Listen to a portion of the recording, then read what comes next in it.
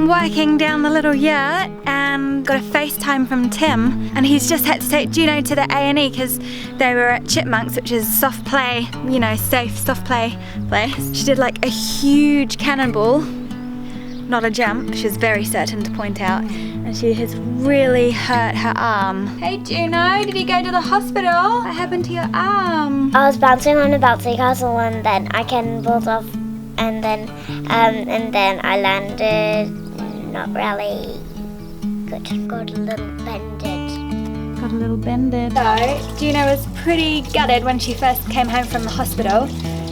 She was in a lot of pain because it was both bones in her arm had broken. It was really sore for her and she was pretty sad. She didn't know if she was going to be able to carry on having the fun life she usually does. But after about a day, she had gotten used to it and was back in really good spirits and doing most of the things she likes to do, like dancing and bouncing on the tramp. The only thing is we've got a snow camp next week. So we're meant to be going to the snow and then to the hot pools with a whole bunch of unschoolers. And that's really going to change the way that she's going to be able to play with them all. So that is really sad for her. I'm feeling really sad about that. Oh, a lot of you were asking about how Linda got on, the lady that was arrested in last week's video.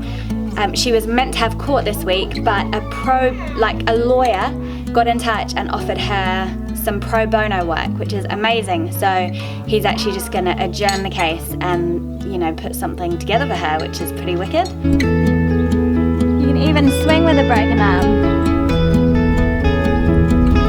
Just running down to the meadow because we spotted something super exciting down here.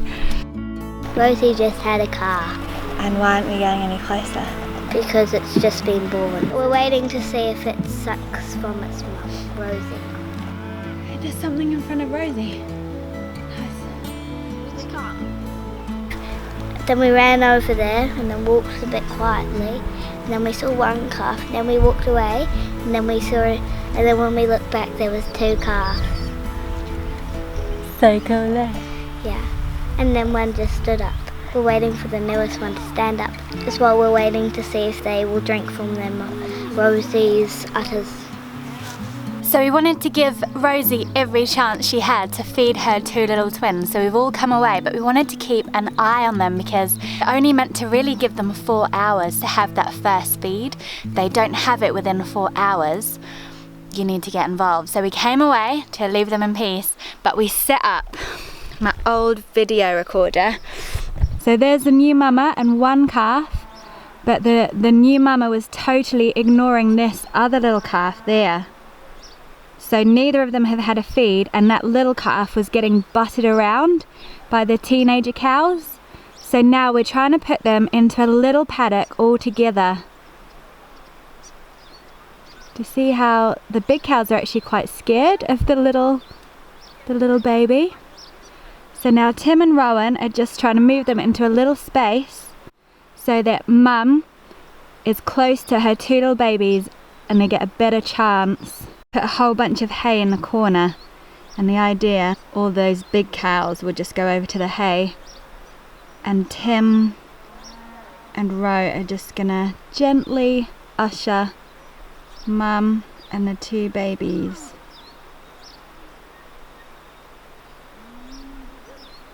So these guys are like 4 hours old now, but they really need to have a feed. We've been standing up here watching through the camcorder saying, "Come on babies." And they've put another break, so an electric fence down the middle, and all those cows are watching. They're just standing there watching. So nice to see them all together.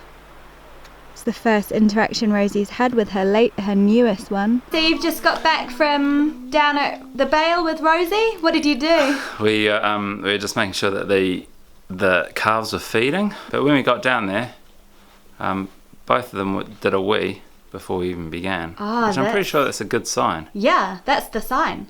Yeah, and then from there, we gave them both, saw them having a feed, you know, we helped them onto the teat, and both of them had a massive feed.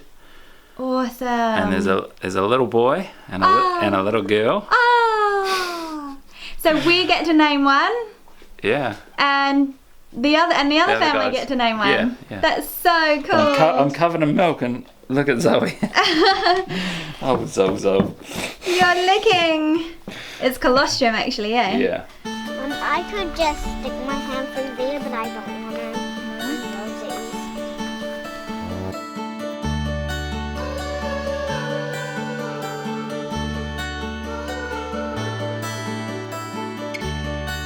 So you thought of the name, eh? Do you know? What are we going to call it? Rose or lily or acorn. Yeah, rose, lily or acorn. And we spoke about how acorn was pretty cool because it was the right colour, eh? And the name it was small. Oh wow! They lived in that Juno for 9 months. And then they came out and left it on the field. That's amazing. Can I put it on your head? No. I wonder if you could dry it out. Make a hat. A little beanie. Little toque, as they say in Canada. Rosie seems really listless as well. It's been about 24 hours now and she's not really interested in her hay. Just got to be keeping an eye on things. It really doesn't feel good thinking about going away with a poorly mama cow and 2 calves that haven't fed on their own yet. Sadly, after that big feed that Tim came back from this morning, super excited about, they haven't fed again. Stay radical?